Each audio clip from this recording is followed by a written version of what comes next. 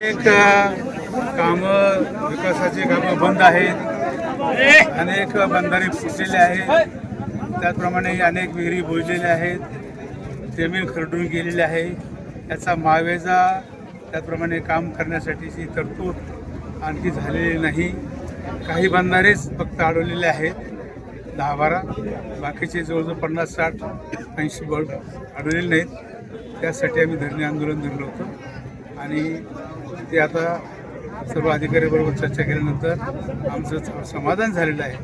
आणि जर कामं झाली नाही तर या महानगरपालिकेच्या निवडणुकीच्या नंतर आम्ही बाळासाहेब आणि आम्ही राज्याचे उपमुख्यमंत्री आपल्या जिल्ह्याचे पालकमंत्री यांना भेटून हे प्रश्न आम्ही मार्गी लावण्याचा प्रयत्न. पालकमंत्री जरी असले, पालकमंत्री राष्ट्रवादीचेच आहेत, दादांकडे हा विषय आम्ही मांडणार आहे. पण प्रशासकीय अधिकाऱ्यांकडून ज्या इथं चुका होत होत्या, प्रशासनामधले जे अधिकारी आहेत इथं, त्यांच्या ज्या दुजाभावाची वागणूक त्यांच्याकडून जे कार्यकर्त्यांना किंवा लोकांना मिळत होती, त्याच्यामुळं त्यांच्यासमोर हे आंदोलन आम्ही या ठिकाणी केलं आहे. दादांकडे विषय आम्ही मांडणार आहेत, पण अधिकाऱ्यांच्या सुद्धा लक्षात यायला पाहिजे की आपण सगळ्यांना एकत्रित म्हणजे सर्वसमावेशक काम केलं पाहिजे.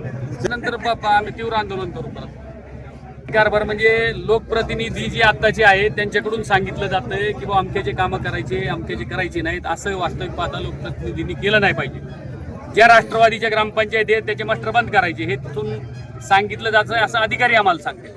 म्हणून आंदोलन करण्याची पाळी आज आमच्यावर आली की सगळ्या ग्रामपंचायतीला समान न्याय मिळाला पाहिजे.